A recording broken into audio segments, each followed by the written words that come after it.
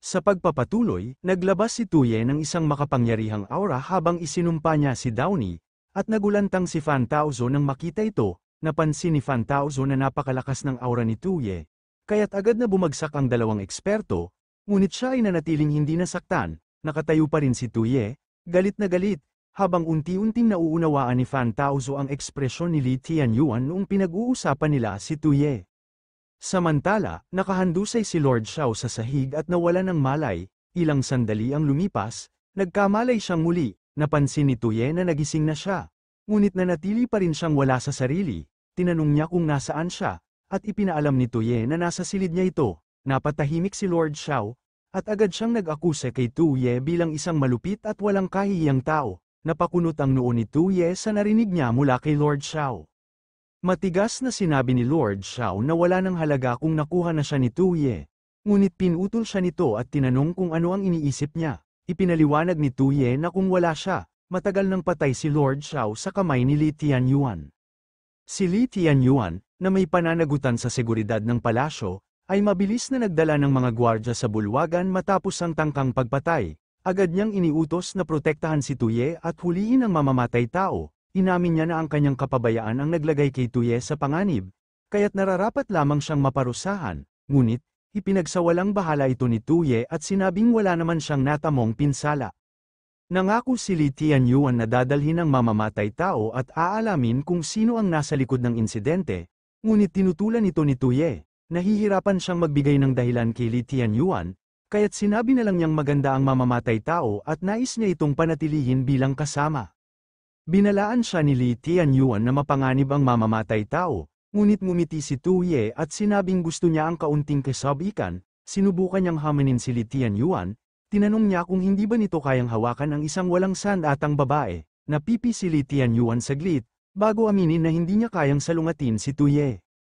Inutusan ni Tuye na manatili si Fantaozo upang alagaan si Zhuge Xia, samantalang inatasan naman niya si Zhao Shu na sumama sa kanya, habang ang iba ay pinayagang umalis.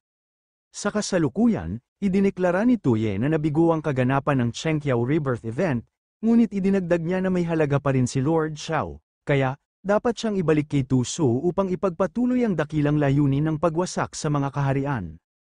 Nagreklamo si Lord Xiao na masyadong malapit si Tuye sa kanya, at sinabi niyang nasa kamay na nito kung papatayin o pahihirapan siya, basta't huwag lang siyang lapitan ng ganoon kalapit.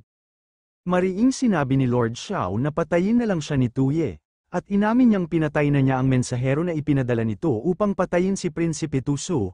Idiniin niya na balang araw, si Tu Su ang siyang tatapos kay Tuye. Napakunot noo si Tuye, at tinanong si Lord Xiao kung kailan niya iniutos ang pagpapatay kay Tu Su. Sagot ni Lord Xiao, hindi dapat magpanggap si Tuye sa harapan niya dahil si Tu Su ang prinsipe na hinirang ni Tu Chenjun. Tinanong niya kung paano nakaupo ng ligtas si Tuye sa trono kung hindi pa niya pinapatay si Tu Su.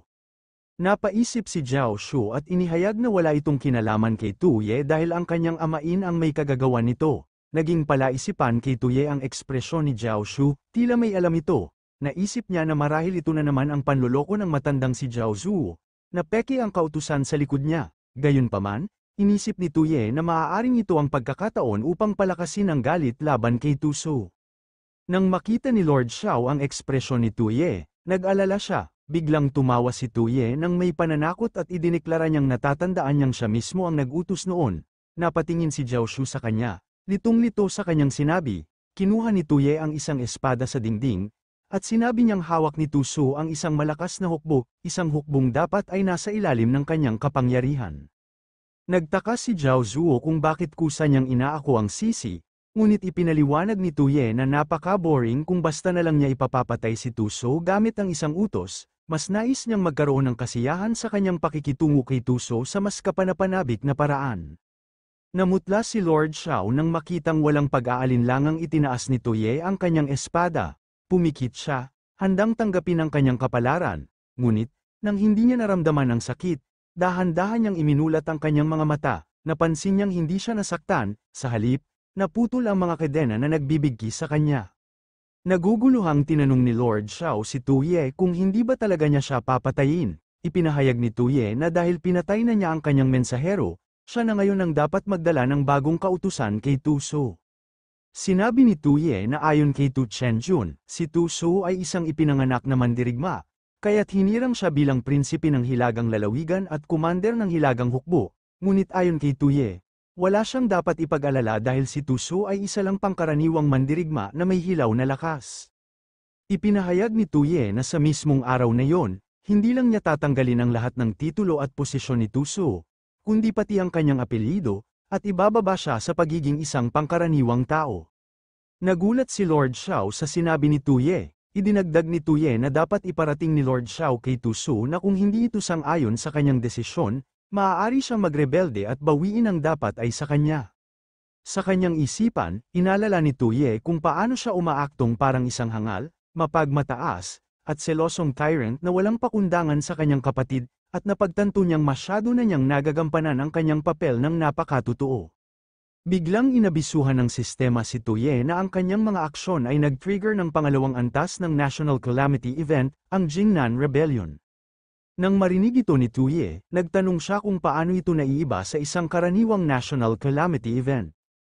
Ipinaliwanag ng sistema na sa orihinal na kasaysayan ng mundo ni Tuye, iniutos ng emperador ng Ming, na si Zhao Wenzu ang pagtanggal sa kapangyarihan ng Hilagang Prinsipe, si Yan Wangzudi, na naging dahilan ng kanyang pag-aalsa. Dahil dito, sinalakay ng hukbo ng Yan ang kabisera ng Ming, ang Jinling, at ang kapalaran ni Zhu Yunwen ay nanatiling hindi tiyak, na humantong sa Jingnan Rebellion. Ayon sa sistema, ang mga kondisyon para sa pangyayaring ito ay dapat may isang makapangyarihang prinsipe sa kabisera na may sariling hukbo, at dapat maglabas ng kautusan ng emperador para tanggalan siya ng kapangyarihan.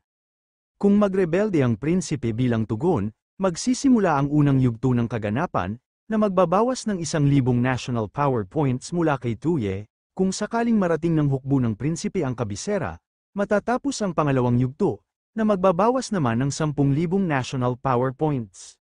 Natawa ng malakas si Tuye at napagtanto niyang isa nga itong pangalawang antas ng National Calamity Event. Kung parehong yugto ang magaganap, tiyak na magiging negatibo ang kanyang national power points. Samantala, si Lord Xiao ay naiinis habang iniisip na tila tuluyan ng nababaliw ang hangal na tyrant.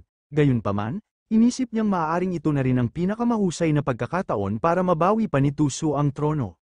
Habang kamakaway ng pamamaalam si Tuye kay Lord Xiao, nag-isip si Zhao Shu. Napansin niyang hindi lang pinalaya ni Tuye ang mamamatay tao kundi sinadya pa nitong akuin ang sisi sa ginawa ng kanyang amain. Nagtaka siya kung ano ang tunay na layunin ni Tuye sa pagpapadala kay Lord Xiao upang udyukin si Tu Su. Biglang may naisip si Tuye at nanahimik siya. Napagtanto niyang hindi siya maaaring umasa lamang sa biglaang mga pangyayaring dulot ng sistema. Alam niyang may posibilidad na gawin positibo ng sistema ang mga negatibong puntos. Kaya upang matagumpay na maisakatuparan ang pagbagsak ng kaharian, kailangan pa rin niyang gamitin ang mga tusong ministro sa paligid niya. Nagulat at nalito si Zhao Shu nang biglang tumingin sa kanya si Tuye. Inisip ni Tuye na nasa likod ni Zhao Shu si Zhao Zuo, at kung hindi palaging iginiit ni Zhao Zuo na dumalo siya sa korte, maaaring ito ang maging susi sa kanyang plano. Samantala, si Zhao Shu ay mukhang litong-lito. Tinawag ni Tuye si Zhao Shu at sinabing kamakailan ay masyado niyang napagtutuunan ng pansin sina Fan Taozo at Zhuge Xia, kaya tila napabayan niya si Zhao Shu. Dahil dito, nais niyang humingi ng paumanhin. Nag-alala si Zhao Shu, at sinabing nakakatakot marinig yun mula kay Tuye. Tumawa si Tuye at sinabing huwag mag-alala si Zhao Shu. Tinanong niya kung hindi ba niya sinabi noon na malaya siyang ipaalam kay Zhao Zuo ang tungkol sa kanyang sitwasyon. Idinagdag niya na may mensahe siyang nais iparating kay Zhao Zuo. Ipinahayag ni Tuye na dapat iparating ni Zhao Shu kay Zhao Zuo na siya ay dadalo sa korte upang mangasiwa sa mga usapin ng estado, kaya dapat itong maging handa. Sumagot si Zhao Shu ng oo. Kinabukasan, sa korte, inihayag ng isang tagapaglingkod ang pagdating ng punong ministro, si Zhao Zuo. Pagpasok ni Zhao Zuo, sinalubong siya ng ibang mga ministro, paulit-ulit niyang sinasabi na mabuti ito. Habang ang iba ay bumati rin sa kanya, tiningnan niya ang hanay ng mga ministro na nakayukod ng may paggalang. Napansin ni Zhao Zuo ang isang bagay na nakapagpabagabag sa kanya. Tinanong niya kung dumating na ba si Li Tianyuan, isang tagapaglingkod ang lumapit kay Zhao Zuo, at ipinaalam na sinabi ni Li Tianyuan na hindi maganda ang kanyang pakiramdam, kaya't hindi siya makakadalo. Napangisi si Zhao Zuo sa kanyang isipan, alam niyang minamaliit pa rin ni Li Tianyuan ang kanyang mga plano, Inisip niyang hindi na mahalaga ang kanyang kawalan, at ang kalusugan ni Li Tianyuan ang mas dapat bigyang pansin, ngunit sa kanyang isipan, determinado siyang gamitin ang araw na iyon upang ipakita ang kanyang kapangyarihan sa korte bago niya tuluyang harapin si Li Tianyuan. Ilang sandali pa, biglang inihayag ng tagapaglingkod ang pagdating ng emperador, paulit-ulit niyang isinambit ito, dumating na ang emperador. Tumaas ang kilay ni Zhao Zuo nang makita niyang pumasok si Tuye. Mapanatag na naglakad si Tuye sa tabi ni Zhao Zuo, mukhang seryoso habang pumapasok sa korte, kasama niya si Zhao Shu. Isang ministro ang bamulong, nagtatanong kung kailan pa nagsimulang dumalo sa korte ang isang emperador kasama ang kanyang mga concubine. Isa pang ministro ang nagtanong kung hindi ba ito labag sa alituntunin. Biglang tumawa si Tuye, at tinanong ang mga ministro kung hindi ba nila kayang harapin ang ganoong sitwasyon. Napakunot-nuo ang mga ministro sa sinabi ni Tuye at tumangala upang tingnan siya.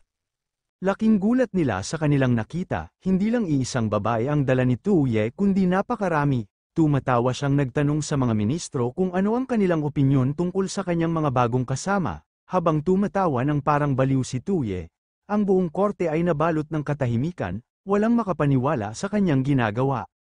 Isa sa mga ministro ang nawala ng malay, habang ang isa naman ay agad na tumawag kay Tu Chenjun. Isa sa mga concubine ang nagtanong kung ito ba ang Grand Court Assembly. Isa pa ang nagpahayag na mukhang nakakabagot ito, at ang isa pa ay binati ang isang ministro. Tumawa si Tuye, at sinabi niyang naisip niyang nais maranasan ng mga imperial concubine ang Grand Court Assembly, at inaasahan niyang walang tututol. Nagtaka si Zhao Zuo kung nawala na ba sa katinoan si Tuye, at kung bakit niya biglang ginawa ang ganitong bagay. Isa sa mga ministro ang nagkomento na ang pinakamababang uri ng dalaga na kanilang ipinadala sa palasyo noon ay ngayon ay nakatayo roon, isang kaiyahiyang sitwasyon dahil ipinadala lamang sila dahil iminungkahi ito ni Li Tianyuan. Isa pang ministro ang nagtanong kay Tuye kung sinadya ba niyang dalhin ang kanyang harem sa korte upang ipahiya sila. Ipinahayag ni Zhao Zuo na ang pagdadala ng harem sa Grand Court Assembly ay labag sa tradisyon, at tinanong niya si Tuye kung ano ang kanyang layunin. Tumugon si Tuye na hindi dapat mag-alala ang lahat dahil wala siyang masamang intensyon. Itinanong niya kung hindi ba makatwiran para sa isang hangal na emperador na nagpapakasasa sa karangyan na isama ang kanyang harem sa pulong ng korte. Napailing si Zhao Zuo at hindi alam kung paano niya papansinin ang ginagawa ni Tuye. Inisip ni Tuye na hanggat wala siyang hiya, hindi siya kayang galawin ni Zhao Zuo. Tinawag niya ang isang tagapaglingkod, at nang sumagot ito, tinanong niya kung hindi ba nito paghahandaan ng mga upuan ang lahat.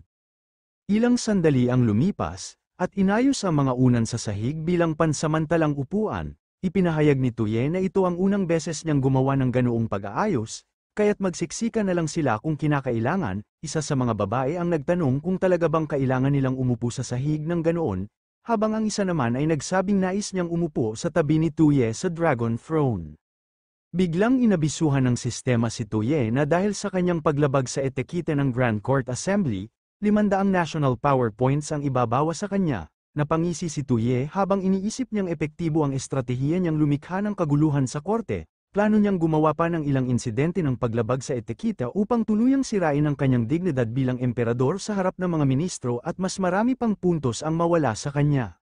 Samantala, ang mga ministro ay tulala pa rin sa ginawang kaguluhan ni Tuye. Si Zhao Zuo, sa kabilang banda, ay nagpasya na titiisin niya muna si Tuye sa ngayon, ngunit sa huli ay ipapakita niya rito ang tunay na kapangyarihan ng korte. Maya-maya, ipinahayag ni Tuye na ito ang kanyang unang sesyon sa korte, at tinanong kung may nais bang iulat ang sinuman sa mga ministro. Inakala ng mga ministro na magsisimula na ang totoong drama, at si Zhao Zuo ay naghahanda na para sa kanyang hakbang laban kay Tuye. Muling nagsalita si Zhao Zuo at sinabi niyang bilang isang tapat na lingkod, may nais siyang iulat. Inihayag niya na kamakailan ay may natagpo ang mga maswerteng palatandaan sa malayong silangang isla, at ang mga ito ay ipinasa sa kanya. Naintriga si Tuye, at tinanong kung ano ang mga maswerteng palatandaan. Tumawa nang may pagkatuso si Zhao Zuo, at sinabi niyang walang iba kundi ang banal na hayop, ang Blue Dragon. Ipinaliwanag ni Zhao Zuo na pinaniniwalaan niyang sumasagisag ito sa pagsikat ng dakilang Chen Dynasty, kaya nais niyang ipresenta ito kay Tuye sa araw na yon. Nang marinig ni Tuye ang tungkol sa pag-usbong ng dakilang Chen Dynasty, mukhang hindi siya interesado. Napansin ni Zhao Zuo ang reaksyong ito, at nag-alinlangan kung tila ba nahuli ni Tuye ang kanyang tunay na intensyon. Sa kabila nito, nagpahayag pa rin siya na anuman ang mangyari, hihilingin niyang makita ni Tuye ang banal na hayop. Ipinresenta ni Zhao Zuo ang banal na hayop, isang napakalaking paa ng isang halimaw ang dumagundong sa sahig. Nagulat ang mga ministro nang makita ito, at ang iba naman ay hindi nakapag-react sa matinding pagkagulat. Samantala, naguluhan si Tuye, isang dambuhalang butiki ang naglakad papasok sa hukuman at hamyuni ito. Hindi nakapagsalita si Tuye nang ito ay ipakita sa harapan niya. Nawala ang kanyang pagkakalma habang napamura siya sa isip niya. Iniisip kung ito ba ay isang Blue Dragon. Ngunit sa pananaw ni Tuye, isa lang itong Komodo Dragon mula sa kanyang mundo, kaya nagtataka siya kung anong klaseng lugar ang Far East Island.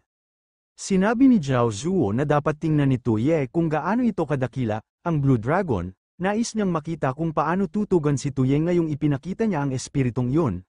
Biglang nagbigay ng abiso ang sistema kay Tuye, sinasabing ang kilos ng pangunahing susi sa pagkawasak ng bansa, si Zhao Zuo, ay nag-trigger ng isang biglaang national destroying event, ang Inverting Deer.